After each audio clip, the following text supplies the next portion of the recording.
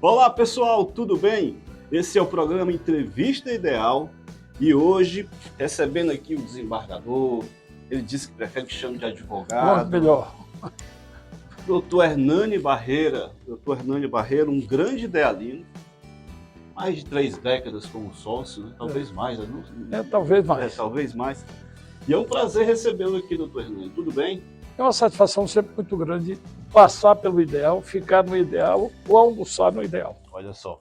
E o doutor Hernani, ele presidiu as eleições idealinas agora, em 2024, né, no fevereiro de 2024, e ele foi quem comandou tudo ali, organizou tudo. Como é que foi, doutor?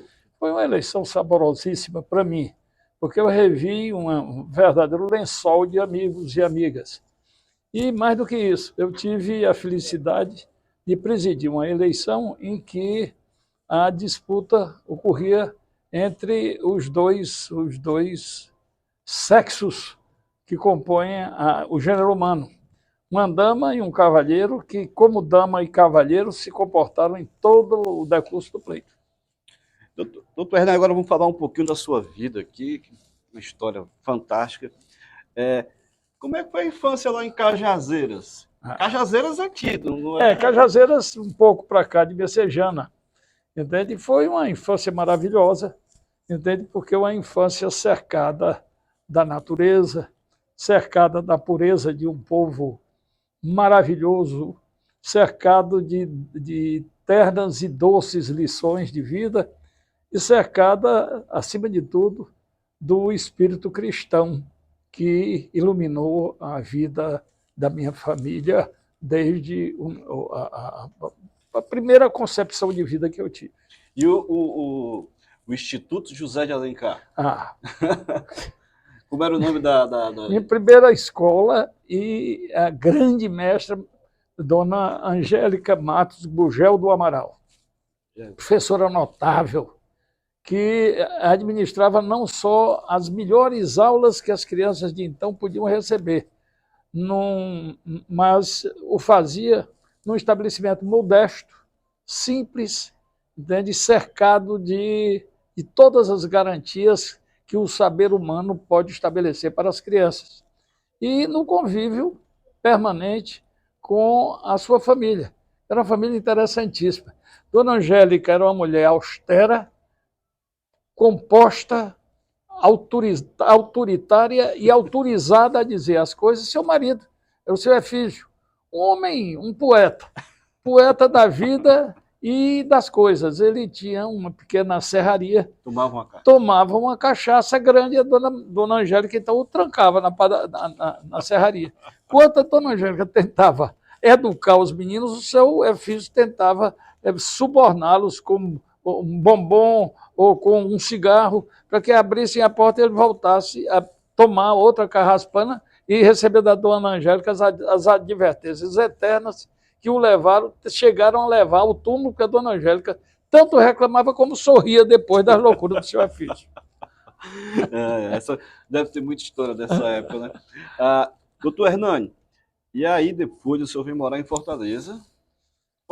Eu vim morar em Fortaleza e desfrutei do convívio de um sábio e de uma mulher inteligentíssima, que era minha avó, Maria José Turbay Barreira, a minha avó Marieta.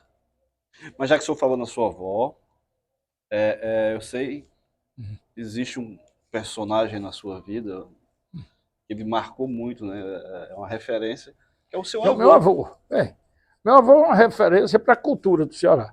Quando se fala em cultura do Ceará, não se pode esquecer aquela que é a obra mais importante para quem vem a estudar cultura cearense, que é, indiscutivelmente, a história da literatura cearense do Lô Barreira. Precisa enfatizar. Quem é o seu avô? O professor Dolou Uchoa Barreira, filho de um modesto comerciante do interior, que veio para o Ceará, tangido pela vida, e aqui se estabeleceu, fez o curso, o curso que nós chamamos, que seria o ginasial hoje, o primário e o ginasial, sempre com as maiores notas, cursou a faculdade de Direito, sempre com as maiores notas, entende? Foi professor da Faculdade de Direito, se destacando na cultura do Ceará como uma grande figura, foi procurador-geral da Justiça, que naquele tempo era procurador-geral da Justiça e do Estado. E foi presidente ele foi presidente da Academia Cearense de Letras. Foi presidente da Academia Cearense de Letras, que, diga-se de passagem, durante um período não tinha sede e passou a existir, entende? Ocupando a casa do vovô na Rua Major Facundo, 980. Já pensou? Grande personalidade da nossa cultura, do estado do Ceará, de forma geral. Inclusive tem rua com nome de rua, né? Ele tem um nome da rua Avenida Dolor Barreira, né? Lá nas Dunas. Da igreja, né? Foi uma luta que eu tive, o meu avô dizia para mim, meu filho, eu sempre fui um homem modesto, fui intelectual modesto, mas não gostaria que você permitisse que eu morresse. Eu disse, vovô, não tem esse poder não, eles têm. Você não pode deixar que eu morra como fulano de tal dos Anzóis, que era outro intelectual que os filhos esqueceram. Então, eu quero deixar com você a responsabilidade de não me deixar morrer. Eu fiz o que era possível. Consegui a Avenida Dolor Barreira, entende? A Biblioteca Dolor Barreira, o Centro Cultural Dolor Barreira e o Tribunal de Justiça tem aquele monumento ali na Santos Dumont, Dolor Barreira. Não é? Então, ao vovô satisfiz, sem dúvida nenhuma. Imortalizou, né? Meu avô era imortal sob todos os aspectos. Ele ganhou a medalha da abolição pós-morte. É a única que existe, eu acredito. Pós-morte foi do vovô. Ao tempo do governo Gonzaga Mota, desse magnífico governador, desse homem honrado, desse grande brasileiro que é o Gonzaga Mota, grande, generoso e humilde Gonzaga Mota, eu tinha alguma ascendência com ele. Ele disse, o professor, como ele me honrava tratar, professor, o que é que você deseja de mim? Rapaz, eu quero que você, em primeiro lugar, republique uma edição da História da Literatura Cearense, do Dolor Barreira. Ele fez. E depois, outorgue a medalha da abolição pós-morte ao Dolor Barreira. Meu avô recebeu a medalha da abolição depois de muitos anos de morto. Além da medalha da abolição que o governador Cid Gomes, posteriormente à minha passagem pelo tribunal, me outorgou. Perfeito. E aí o senhor cursou Direito na UFC, foi professor da UFC, né? O senhor foi aluno e depois professor. Acho muito interessante essa verdade. A mesma instituição. E aí depois o senhor falou agora no nome, que é muito importante na sua vida, eu imagino. Gonzaga Mota.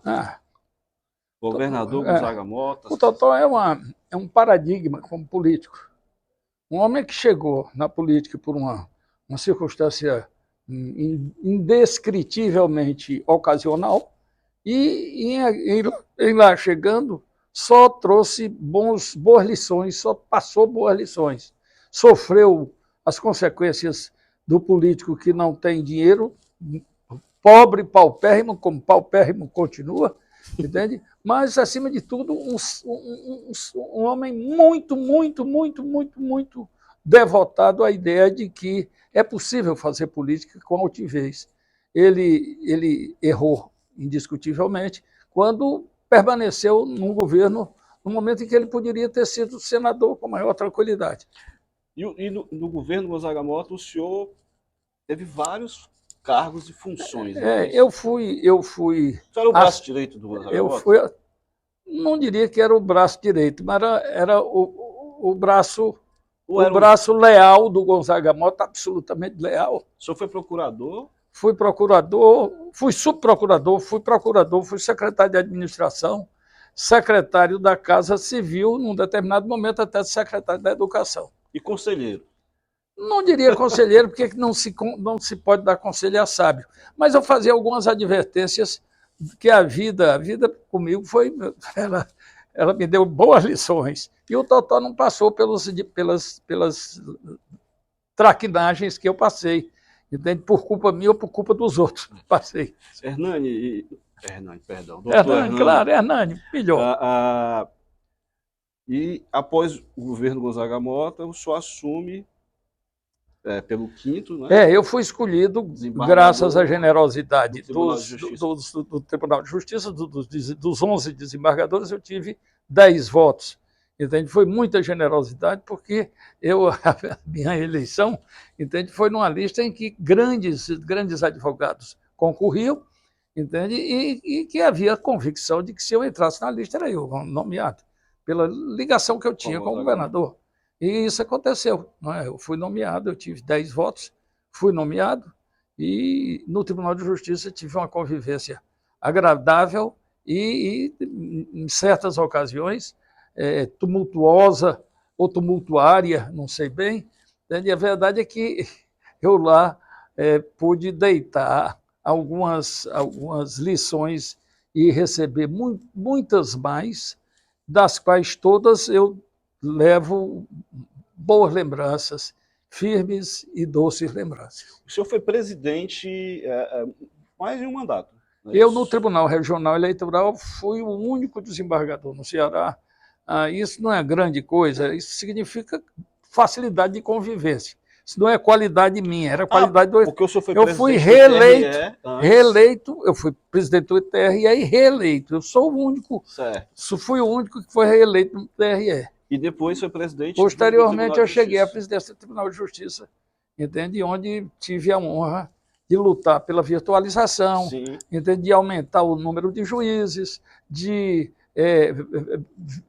trazer todos os equipamentos. Eu diria o seguinte, sem falsa modéstia, não fui eu, foram todos. Eu sei trabalhar com os homens e com as mulheres. Coletivamente, nós criamos um novo modelo de juiz, de magistrado. Todos nós trabalhamos. E como foi um trabalho coletivo, e risonho e agradável, sem mandonismos, com a consciência de que estava passando ali uma chuva, entende? Que nós construímos algo definitivo. Onde você sentava hoje, no Fórum Clóvis Bevilacqua, seja para trabalhar, entende? Com os computadores, com as máquinas, seja para sentar ao longo daquele monstro que é o Fórum Clóvis Bevilacqua, tudo ali, todos aqueles móveis, todos, quando eu digo todos, talvez 1% não seja, foram comprados na minha administração. Comprados, pagos, entende? E, por graça de Deus e graça dos homens, entende? Eu peguei o tribunal com uma dívida realmente preocupante e entreguei o tribunal autossuficiente de recursos. Doutor Hernani, queria voltar um pouco no tempo agora. Talvez pouca gente saiba dessa sua história. O senhor é um homem socialista. E eu teimo em me dizer socialista, mas socialista verdadeiro. Eu sou católico, apostólico romano, sou defensor intransigente da democracia, não acredito em outro regime que não seja a democracia, e sou socialista por ideal e procedimento. Às vezes as pessoas acham que isso é uma forma diletante de eu me manifestar.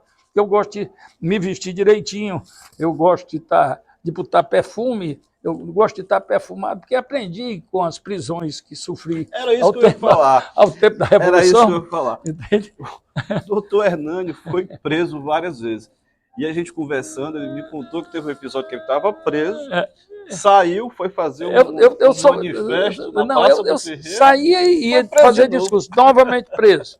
Né? E eu fui preso várias vezes com homens, sempre com homens, nessas primeiras vezes, mas uma vez fui preso com um elenco de mulheres. E o cheiro da cela? E aí, o que eu posso dizer? A mulher é um ser superior sobre todos os aspectos. Com os homens, no quinto dia de prisão, entende? A caatinga era intolerável. O homem fede, o homem é fedorento. Não é verdade que na prisão a gente não pode tomar muito banho, não. É uma coisa muito difícil, não é? Até as necessidades fisiológicas são difíceis, mas os homens não fediam. Todas as que eu fui, eles fediam. E fui preso uma vez com um grupo de talvez 30 mulheres, entende? Na chefatura de polícia, que fica ali na Praça dos Voluntários, entende? No último andar da Praça dos Voluntários, estive preso e com um grupo imenso de mulheres. Só tinha uma latrina. As mulheres chegaram para mim, as moças que estavam ali presas, as senhoras, disseram, olha, não se preocupa, quando você tiver que ir para ali, para o cantinho, nós ficamos de costas. Isso é um ato generoso que só a mulher possui, essa preocupação. Em segundo lugar, eu passei lá talvez uma semana, 15 dias, mas eu passei 15 dias e ao invés da caatinga dos 5 dias dos homens, eu só sentia cheiro de flores. Olha só. A mulher cheira até na prisão. Essa é boa. Doutor Hernani, essa entrevista aqui ela vai ser transcrita e vai para a revista do Ideal Clube, né? A revista que é um sucesso entre o associado aqui, ele recebe em casa. Mas eu queria, então, que o senhor me contasse algumas histórias suas aqui do Ideal Clube, que o senhor lembra, de convivência. Eu sei que toda sexta-feira o senhor está no restaurante aqui. Não, Ideal, eu e a minha mulher, a Monique, quando podemos, sempre que podemos, almoçamos aqui. Né?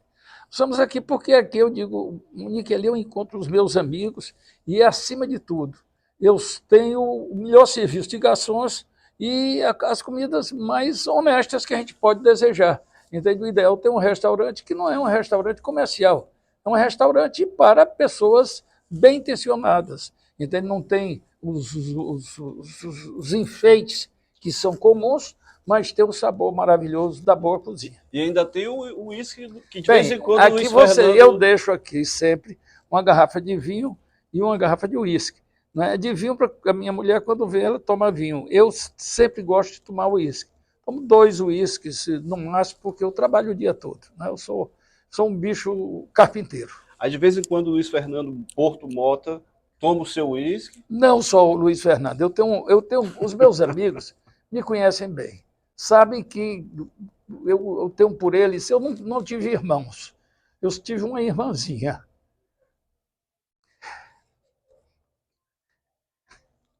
Que, aliás, se foi quando Deus chamou cedo. De sorte que os meus amigos são os meus irmãos. Eu, assim, tenho vivido muito bem, porque cercado de irmãos. Eu sou, onde eu chegar, esteja se discutindo o que tiver.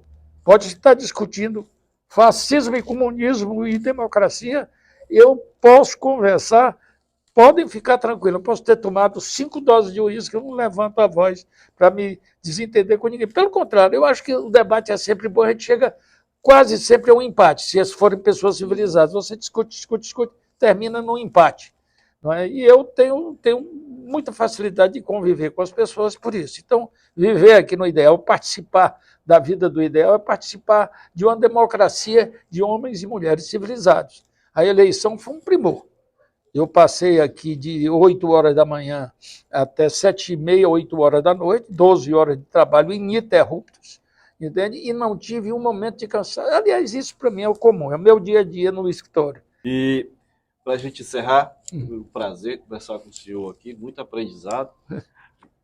Isso que vai ao ar aqui é só um resumo, porque a nossa conversa foi de quase 2 horas aqui. Verdade, para minha satisfação. Eu quero lhe parabenizar, acima de tudo, pela generosidade, não, pela seriedade com que você exerce a sua profissão. Você me deu a oportunidade de ser eu como sou.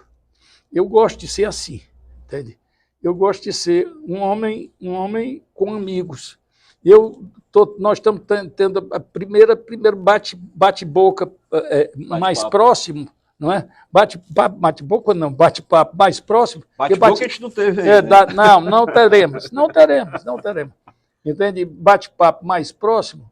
E eu já tenho saudade de não vê-lo todo dia, porque daqui aos outros dias você está no seu corre-corre e eu estou lá no meu escritório. Não, mas é porque isso aqui vai ao ar depois, mas na próxima sexta, amanhã, que seria da gravação, quem vai trazer o uísque sou eu, viu? Eu estou aqui para tomar 2 doses. Vou mandar deixar 2 lá na sua mesa. Tá bem. E o uísque é bom, viu? Muito obrigado. Uísque Muito bom. obrigado. Será bem recebido Só e bem para digerido. encerrar, olha só, eu quero encerrar voltando lá para o início mesmo, Gênesis. O senhor teve um nascimento complicado, né? Parto complicado. Eu fui advogado desde o nascimento. E aí é que está a questão. O que ele disse foi advogado desde o nascimento. Eu queria que o senhor contasse essa história. Eu sei que ela é longa, mas... A minha mãe engravidou e estava em trabalho de parto. A parteira constatou que eu estava nascendo de nádegas. Né? Ao contrário de tudo, de nádegas. E a parteira disse, eu não sei, não tem essa criança, eu não sei tirar. Chamaram o doutor Zé Frota, que morava perto da casa do meu avô. E o doutor Zé Frota veio à casa do meu avô, me colocou na mesa de trabalho do meu avô, que era o maior advogado, né, que exercia a profissão aqui em Fortaleza. O mestre Dolor Uchoa Barreira era um mestre, realmente. Mas meu avô era muito nervoso, bem, era um homem que não gostava de coisa muito forte, de fortes emoções. O doutor Zé Frota disse, é para salvar a mulher ou menino. Segundo me contaram os meus pais. Disseram, olha, salvar a mulher, claro.